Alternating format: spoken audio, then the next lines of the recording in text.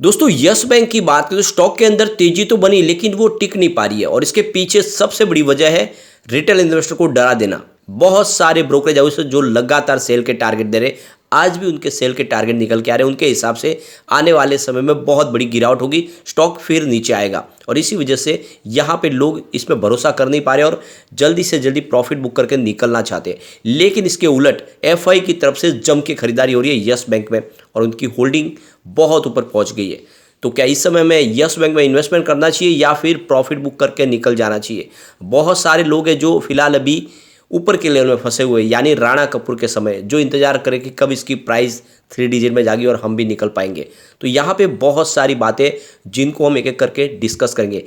जाने माने market expert Sandeep Sabharwal की तरफ से भी बहुत ही बड़ा स्टेटमेंट दिया गया है। क्या वो स्टेटमेंट है उसको जानने की कोशिश करेंगे इस वीडियो के माध्यम से। उनके हिसाब से यस बैंक में हमें क्या स्ट्रेटेजी अपनानी चाहिए, इन सारी बातों को समझेंगे। साथ में जब यस बैंक ने अपने 2 टेंशन से छुटकारा पा लिया है तो क्या अब यस बैंक को नहीं दौड़ना चाहिए, ये सारी बातें समझेंगे इस वीडियो के माध्यम से। लेकिन सबसे पहले अगर हम बाजार की बात करें तो अभी लगभग 3 बजे के आसपास का टाइम है। बीएसई सेंसेक्स 61,718 के स्तर पर जहाँ पे 380 पॉइंट की तेजी है, यानी 0.62% अपर है हमारा बीएसई सेंसेक्स। वैसे अगर आप देखें तो सुबह बाजार में शुरुआत निगेटिव हुई थी लेकिन जल्द ही बाजार संभल गया और पूरे दिन बाजार में हमने खरीदारी देखी है। अब यहाँ पे निफ्टी 50 की बात करें तो 18,391 के स्तर पे जहाँ पे 0.67% की तेजी है, लेकिन निफ्टी बैंक में इतनी बड़ी तेजी नहीं है। देख सकते हो 43,337 के स्तर पे आप देख सकते हो कि 0.37% की तेजी है। निफ्टी पीएसयू बैंक में और कम तेजी है, आप देख सकते हो 4,342 के स्तर पे मात्र 0.20% की तेजी है। और निफ्टी प्राइवेट बैंक की बात करें तो 22,132 के स्तर पे 0.35% की तेजी है। तो एक तरफ तो बैंकिंग शेयरों में भी कोई खास तेजी नहीं है, उसके बावजूद भी पॉजिटिव खबर के दम पे यस बैंक ने काफ़ी अच्छी तेजी दिखाई है और अभी भी लगभग 1.5% के आसपास ऊपर में ट्रेड कर रहा है। आप देख सकते हो स्टॉक की शुरुआत 21.50 पर हुई, यानी जो फिलहाल जिस प्राइस पे ट्रेड कर रहा है उसी प्राइस पे सुबह शुरुआत हुई है और इसकी क्लोजिंग भी देख सकते हो, आप समझ सकते हो कि फ्राइडे के दिन 21.20 के आसपास थी। उसके हिसाब से कुछ पॉजिटिव शुरुआत हुई थी। जो लो है वो 21.25 का है, यानी फ्राइडे की क्लोजिंग के आसपास स्टॉक गया। इंट्राडे का हाई 22.10 का है, यानी इंट्राडे में लगभग 4% के आसपास की शानदार हमने तेजी देखी है। फिलहाल स्टॉक 21.50 के आसपास ट्रेड कर रहा है जहाँ पे 1.42% की तेजी है। तो यहाँ पे देख सकते हो कि तेजी तो बनी हुई है लेकिन इतनी शानदार तेजी नहीं है। लेकिन पिछले 1 महीने की बात करें स्टॉक ने लगभग 29.13% यानी लगभग 30% का शानदार रिटर्न दे दिया है और काफ़ी अच्छा स्टॉक दौड़ा है। यहाँ पे वॉल्यूम को देखें तो काफ़ी शानदार वॉल्यूम बना हुआ है। पिछले 1 महीने पहले इसका 38 करोड़ का वॉल्यूम था, 9 करोड़ की डिलीवरी उठाई गई थी। 1 वीक पहले 97 करोड़ का ज़बरदस्त वॉल्यूम हुआ था, 21 करोड़ की डिलीवरी उठाई गई थी। फ्राइडे को 53 करोड़ का वॉल्यूम हुआ, 13 करोड़ की डिलीवरी उठाई गई, लेकिन आज भी 30 करोड़ का वॉल्यूम हो चुका है। 3 बजे के आसपास अभी बाजार शुरू है और वॉल्यूम बढ़ेगा। तो आप समझ सकते हो कि इस समय काफ़ी भारी वॉल्यूम में काम कर रहे लोग यहाँ पे अच्छी खासी खरीदारी कर रहे हैं। पूरे बाजार में वॉल्यूम के मामले में नंबर 2 पे और नंबर 1 पे हमारा सुजलॉन एनर्जी है जो आज कमाल कर रहा है, लगभग 9% की बम्पर तेजी और स्टॉक लगभग 11:15 तक पहुंच चुका है। तो आपको ये पता ही होगा, चाहे यस बैंक हो या सुजलॉन एनर्जी हो, ये मैंने आपको लगातार सजेस्ट किए और आप देख सकते हो स्टॉक अब कमाल कर रहे हैं। सुजलॉन एनर्जी जो बिल्कुल नहीं दौड़ रहा था, आप देख सकते हो 2 डिजिट में भी आ चुका है और जल्द ही अपनी पुरानी हाई तोड़ के नई हाई भी बनाएगा।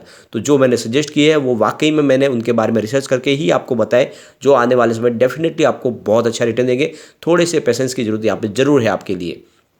अब यहाँ पे देख सकते हो एफआई की तरफ से यस बैंक के शानदार खरीदारी हो रही है और लगातार हर क्वार्टर में एफआई भरोसा कर रहे हैं। भले ही हमारे घरेलू ब्रोकरेज हाउस यहाँ पे सेल के टारगेट दे, लेकिन एफआई की तरफ से खरीदारी शानदार हो रही है। अब यहाँ पे अगर इसके शेयर रिपोर्टिंग को देखें तो आप समझ ही सकते हैं कि मार्च 2022 में जहाँ पे उनकी 10.97% की होल्डिंग थी, जो जून में बढ़ के 11.37% हुई, सितंबर में 12.15% हुई, फिलहाल 23.67% की होल्डिंग है। तो ये तो आप देख ही सकते हो कि एफआई लगातार खरीदारी करे, लेकिन जो हमारे बड़े फंड हाउस है वो यहाँ पे लगातार अपनी होल्डिंग कम कर रहे हैं। आप देख सकते हो डीआई की 44.01% थी मार्च क्वार्टर में, जो जून क्वार्टर में 43.93% हुई और सितंबर में 43.91% की होल्डिंग, फिलहाल 38.20% की होल्डिंग है। तो हमारे बड़े फंड हाउस ने अपनी कुछ होल्डिंग कम की है, प्रॉफिट बुकिंग की है। यहाँ पे गवर्नमेंट ने भी अपनी कुछ होल्डिंग ले ली है 0.01% की। फिलहाल जनरल पब्लिक की भी आपको होल्डिंग कम होती हुई दिखाई देगी। मार्च 2022 में जहाँ पे 45.02% के आसपास थी वो 38.08 आसपास हो गई है। अब इस पीछे सबसे बड़ी वजह यह है कि डराया जा रहा है बार बार कि जब मार्च महीने में लॉक इन पीरियड खुलेगा 75% शेयर रिलीज होंगे तो यहाँ पे बहुत बड़ी गिरावट हो जाएगी, लेकिन वैसी बात नहीं है क्योंकि यहाँ पे जो सबसे बड़ा निवेश है वो SBI का है, ICICI बैंक का है, एक्सिस बैंक का है और उनकी तरफ से कहा गया कि हम अपनी होल्डिंग नहीं बेचेंगे इस समय।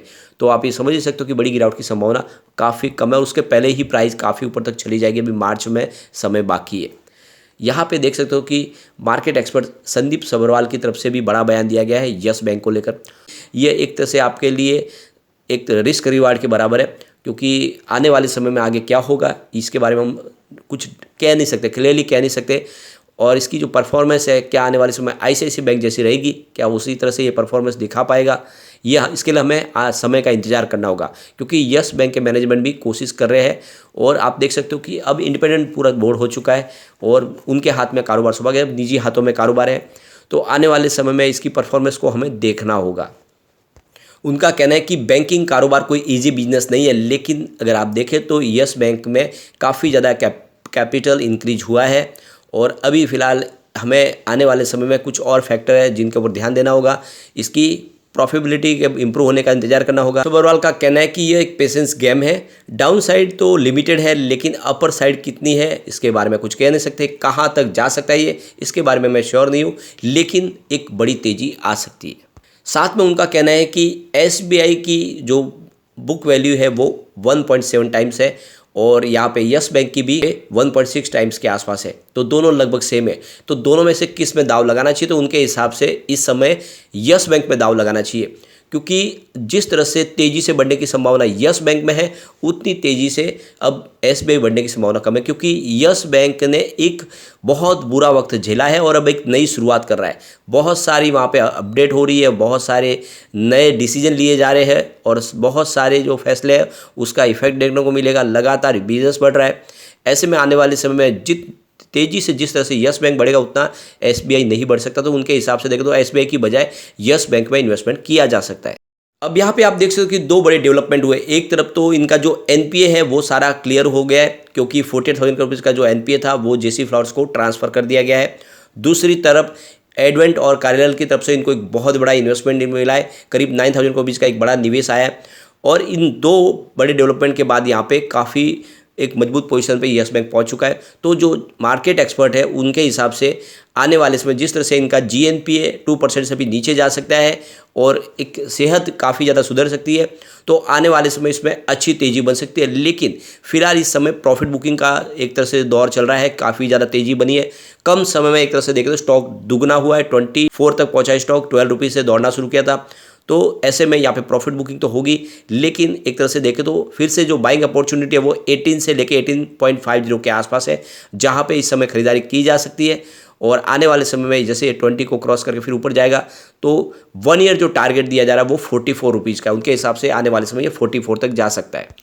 तो यहाँ पे देख सकते हो कि मार्केट एक्सपर्ट है वो इस समय 15 के स्टॉप लॉस के साथ खरीदारी की सलाह दे रहे हैं। 18 से लेकर 18.50 के आसपास खरीदारी की जा सकती है और वेट करना चाहिए, आने वाले समय अच्छे टारगेट देखने को मिल सकते हैं। लेकिन इस समय प्रॉफिट बुकिंग की संभावना बन रही है। GCL सिक्योरिटी की तरफ से भी वही कहा जा रहा है कि आपको 18 से लेकर 20 के आसपास खरीदारी करनी चाहिए, आने वाले समय 44 का हमें टारगेट देखने को मिल सकता है। अब यहाँ पे देख सकते हो कि global brokerage house Morgan Stanley इसको लेकर थोड़े निगेटिव है। उनके हिसाब से आने वाले समय इसमें कुछ दबाव देखने को मिलेगा। उनके हिसाब से इसकी प्राइस 20.50 के आसपास रह सकती है। तो फिलहाल आप देख सकते हो कि उस प्राइस के आसपास ही स्टॉक है, थोड़ा सा ऊपर है, यानी कुछ और डाउनफॉल देखने को मिल सकता है। लेकिन अगर आप देखें तो कुल मिला के भले ही सेल के टारगेट दिए जाए, चाहे MK ग्लोबल हो चाहे कोटक इक्विटीज़ हो, लेकिन इससे कोई फ़र्क नहीं पड़ता है। यस बैंक ने बहुत कुछ अचीव कर लिया है और अभी देखते तो अच्छी शुरुआत होने वाली है। तो ऐसे में आपको लॉन्ग टर्म का नज़रिया लेके ही निवेश करना चाहिए, इसमें आपको डेफिनेटली अच्छा रिटर्न देखने को मिलेगा। आप देख सकते हो इसके पिछले 10 साल की परफॉर्मेंस काफ़ी शानदार आंकड़े इस समय देखने को मिल रहे हैं। सेल्स ग्रोथ की बात करें तो 10 ईयर के हिसाब से इसका 12% पॉजिटिव है, 5 ईयर के हिसाब से 3% पॉजिटिव सेल्स था, लेकिन 3 ईयर के हिसाब से -14% था। सेल्स में गिरावट थी बड़ी, लेकिन इस TTM 11% पॉजिटिव हो चुका है। यानी आप देख सकते हो कि बैंक का सेल्स फिर से बढ़ना शुरू हो चुका है बहुत तेज़ी से। प्रॉफिट ग्रोथ को देखें तो 10 ईयर के हिसाब से 1% पॉजिटिव था, 5 ईयर के हिसाब से -20%, 3 ईयर के हिसाब से -14%, लेकिन इस TTM 134% पॉजिटिव। तो पिछले 10 साल में सबसे शानदार प्रॉफिट ग्रोथ दिखाई दे रही है यस बैंक की। ऐसे में मुझे नहीं लगता कि स्टॉक के अब ज़्यादा गिरने की संभावना है। जल्दी ही थोड़ी सी प्रॉफिट बुकिंग के बाद ये स्टॉक बड़ी तेज़ी से बढ़ेगा।